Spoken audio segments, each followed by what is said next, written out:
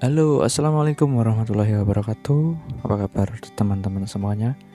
Saya harap semuanya baik-baik saja, tetap dalam lindungan Allah Subhanahu wa Ta'ala, diberkati panjang umur, barokah rezeki, dan barokah semuanya. Amin ya rabbal alamin. Di kesempatan kali ini saya akan sharing-sharing dan akan berbagi tips dan pengalaman seputar mixing. Nah, siapa yang tidak tahu mixing? Tentunya dalam audio semuanya tahu mixing ya teman-teman.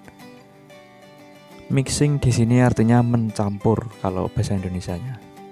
Mencampur, jadi kita punya banyak input dari 1 sampai dengan sekian channel. Itu isinya berbagai instrumen atau berbagai bentuk suara. Lalu kita tata suara itu, kita ekualisasi suara itu, dan kita campur. Dan setelah kita campur, kita buang lewat master sehingga dia menghasilkan suara yang padu dan rata sesuai porsinya. Nah, itu tips mixing atau pengertian mixing. Kita akan membahas tips mixing yang baik sesuai porsi ya tentunya, ndak pro sekali, sesuai porsi aja. Yang pertama yang perlu diketahui dari mixing itu apa? Mixing itu mencampur, yang penting konsepnya dalam mencampur itu rata teman-teman. Seperti kalian membuat adonan kue yang enak itu yang gimana? Kue yang enak itu ya yang rata, yang ada manisnya, ada gurihnya dan sebagainya.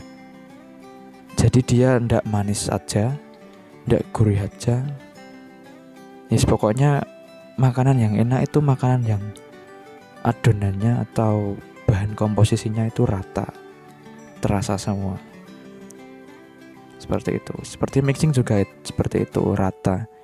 Semisal kita live band atau live musik tertentu, yang harus kita lakukan dalam mixing itu apa? Yang pertama, 1, kita harus ketahui input apa yang akan masuk ke channel kita. Semisal 1 sampai 8 channel ini sudah kepotong untuk drum. Kita juga harus tahu karakter dari setiap channel itu seperti apa. Semisal channel 1 kita gunakan untuk kick drum. Kick pasti karakternya sudah ngebass jelek, seperti itu. Sedangkan channel 2 adalah snare, cetang. Dan tentunya nanti channel 1 dan 2 itu adalah tone yang beda. Tone-nya berbeda teman-teman. Jadi tidak semuanya di flat, tidak seperti itu. Channel 1 dia di flat saja, dia sudah nendang, sudah ngebass, karena memang karakter dari kick itu adalah bass. Pasti dia sudah ngebass. Dengan channel 2 dia tidak usah di boosting midnya, pasti dia sudah karakter mid dan high karena dia snare. Nah seperti itu, kita juga harus tahu input apa yang akan masuk ke alat kita, ke mixer kita. Jika kita sudah tahu, yang pertama kita lakukan adalah memotong frekuensi yang tidak dibutuhkan oleh alat itu. Semisal snare ya, snare kan karakternya mid high, dominan mid dan high ya, dia tidak butuh suara low. Jadi kita potong aja low-nya di channel snare itu, kita potong, dibuang, istilahnya dibuang. Biar apa mas? Nah, kan di flat sudah bisa kedengaran snare-nya. Nah ini jawabannya, memang di flat itu sudah kedengaran suara snare-nya, tapi kalau teman-teman dalam keadaan main musik bersama, nanti suaranya akan gembrubuk atau bertabrakan, atau bassnya menggulung atau yang lain-lain. Karena apa? Karena alat musik itu dia snare, semisal dia tidak butuh low. Jika ada low, dia flat, maka ketika diketuk tak, dia akan timbul suara low juga. Yang terjadi nanti tidak akan tak, tapi dak, ada bluknya, ada suara bassnya sedikit gitu. Nah itu yang membuat mixing tidak bersih seperti itu, karena dia frekuensi kotornya tidak dipotong. Frekuensi yang dibutuhkan alat musik itu apa, dan yang tidak dibutuhkan itu tidak dipotong. Nah yang penting yang tidak dibutuhkan dipotong, seperti itu. Semisal ada kendang taktung itu, mika, itu dia juga tidak butuh suara low. Jadi kalau semisal teman-teman diflatkan sudah enak, ya memang enak, tapi nanti ketika main bersama, tak duit, vokal, keyboard dan lain-lain bersama, dia akan timbul suara yang gemuruh atau kok hasilnya gini nggak bersih. Nah itu karena apa? Karena frekuensinya bertabrakan antara frekuensi low asli dari dut dan frekuensi low dari tak yang tidak dipotong tadi, itu bertabrakan karena dia nggak kepotong. Makanya dari setiap instrumen dia harus dipotong kalau tidak dibutuhkan frekuensinya, seperti itu. Nah, setelah diekualisasi, yang ketiga adalah pastinya mengatur volume. Itu volume itu yang paling penting dalam mixing, teman-teman. Kalaupun teman-teman mixingnya tone-nya sudah benar, sudah tak ya suaranya tak, dut suaranya dut sudah benar, tapi volumenya enggak karu-karuan. Maksudnya itu volumenya keras, lemah, maksudnya enggak rata lah.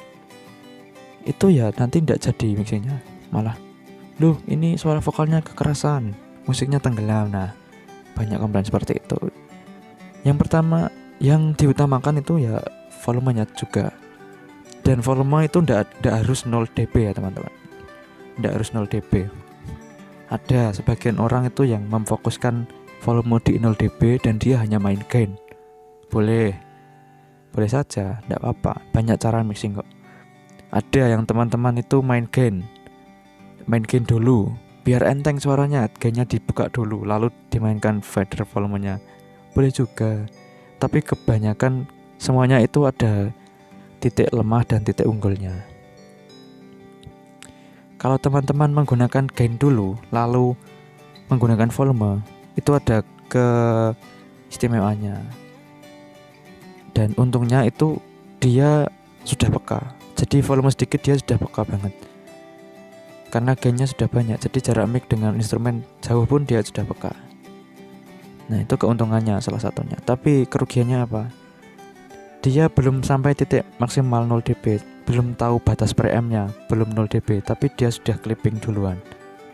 Kalau ibaratnya ini ada mood, ini ada peak, ada lampu peak, dia sudah peak duluan sebenarnya, sebelum kita masuk ke 0 dB. Nah itu yang sebenarnya membuat suara rekaman jadi pecah seperti itu. Jadi jangan gain dulu kalau bisa volume dulu.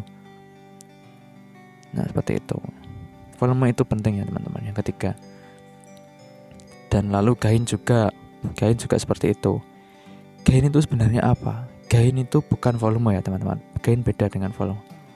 Kalau volume itu untuk mengeraskan atau mengurangi jatah suara yang masuk. Ketika dia pol ke bawah, dia tidak ada suara yang masuk. Ketika dia ke atas, ada suara yang masuk. Kalau gain beda. Kalau gain 0, dia masih bisa ada suara yang masuk. Kalau gain ditambah, malah suara masuknya itu keras. Gain itu sebenarnya menambah kekerasan, menambah kepekaan dari instrumen yang masuk. Bukan volume ya teman-teman. Sebenarnya gain bukan volume. Nah, ketika sudah balance, yang keempat, ini zona. Kita memanfaatkan fasilitas eksternal seperti aksesoris. Nah, biasanya yang pertama yang umum sekali dilakukan adalah efek teman-teman. Kita menggunakan efek reverb, efek delay, chorus dan sebagainya. Itu untuk menambah pemanis dari mixingan kita. Seperti kita meracik sebuah sayur.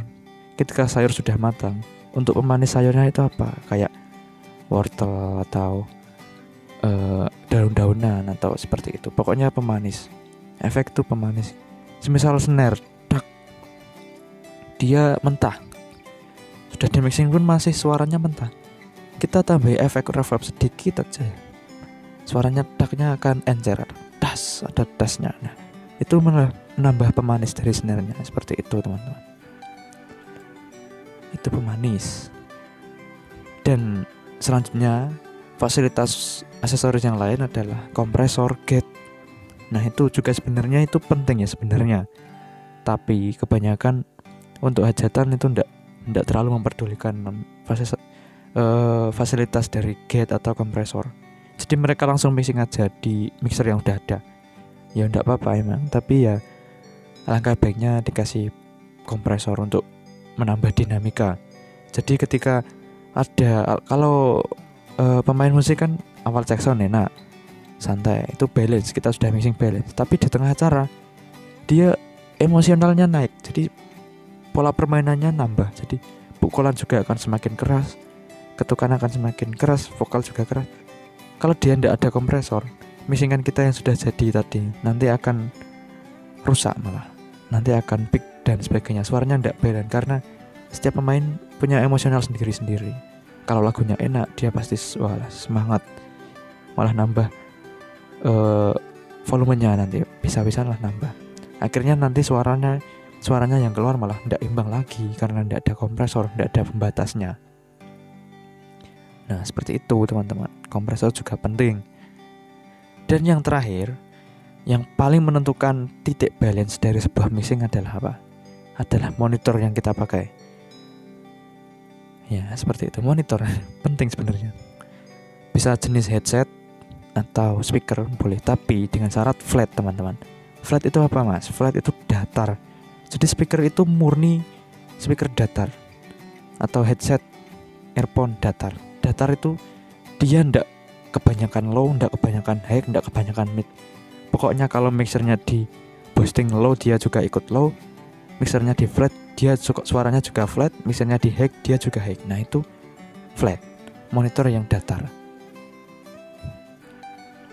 Monitor itu juga sangat menentukan referensi dari hasil mixingan kita. Semisal ya, kebanyakan kasus yang terjadi di umumnya soundman itu aksesorisnya atau DLMS atau sebagainya itu dia disetting glare. Jadi untuk musikan biasa dia sudah ngebass wis enak pokoknya. Sudah enak, sudah glare. Tapi pas dia mixing dia kan sudah glare ya. Dengan catatan sudah glare, sudah bassnya berlebihan. Pas dia mixing, dia di sini dibuka low-nya sedikit, wah enak, sudah mantap. Tapi hasil rekamannya nanti gimana? Hasil rekamannya low-nya malah tidak ada. Karena apa? Karena monitor yang dia pakai untuk mendengarkan hasil output dari mixer ini adalah dibuka bass sedikit sudah horek. Sedangkan nanti mixingan kita kan belum membuka bass banyak, jadi hasil mixingnya direkam nanti mentah malah. Hasil mixingnya kok belum ngebas, tapi monitornya kok pas main kok enak lah. Ya memang karena dia sudah memboosting aksesoris tadi, DLMS tadi dengan settingan yang sudah clear seperti itu. Nah, itu sebenarnya malah tidak membuat mixing menjadi bagus teman-teman. Yang bagus itu ya pokoknya flat gitu, flat. Jadi nanti hasil mixing kita putar misal bass di jam 3, nanti hasilnya rekamannya juga bassnya ya bulat tuh enak jam 3 soalnya. Nah itu referensinya juga bagus, speakernya monitor bagus, cocok. Nah itu sebagai beberapa kriteria cara mixing dan tips mixing sederhana ya teman-teman, sederhana dan paling umum terjadi di lapangan maupun di studio sama aja. Dan ada sebagian alat-alat yang saya sebutkan tadi itu juga porsinya penting, dan ada juga yang sunnah atau yang tidak harus dipakai, tidak apa-apa. Kalau tidak ada budget atau biaya untuk membelinya ya seadanya saja. Yang penting kita bisa peka dengan apa yang kita kerjakan dan kita bisa pokoknya cocok hati, pikiran dan apa yang kita lakukan itu dengan perasaan. Jangan tergesa-gesa, pokoknya yang penting bayaran. Tidak seperti itu teman-teman. Kita mainnya dengan hati, dengan seni. Kita harus bisa merasakan seperti itu. Nah seperti itu sedikit tips mixing kali ini. Apabila nanti ada yang ditanyakan atau dibingungkan, bisa bertanya di kolom komentar. Insya Allah saya jawab insya Allah. Dan kalau konten ini menarik, insya Allah saya akan membahasnya lagi di part 2, mixing tutorial part 2. Atau teman-teman nanti ada rekomendasi, mas buat konten ini, buat konten itu, silahkan, tidak apa-apa. Saya tampung masukan saran kalian. Saya membuat konten juga karena pertanyaan teman-teman, karena teman-teman itu butuh apa, insya Allah saya kasih info yang dibutuhkan itu, saya bantu insya Allah. Seperti itu teman-teman. Ya cukup, kurang lebihnya saya mohon maaf dalam saya berucap apabila ada kesalahan atau kurang enak di pendengaran kalian, di perasaan kalian, atau untuk para senior, saya mohon maaf jika pendapat saya beda dengan kalian, karena ini berdasarkan sedikit pengalaman yang saya dapatkan di lapangan maupun di studio. Nah, seperti itu. Jika ada kritik dan saran silahkan, tidak apa-apa, saya tampung demi membangun silaturahmi dan kebaikan bersama. Cukup sekian, wassalamualaikum warahmatullahi wabarakatuh.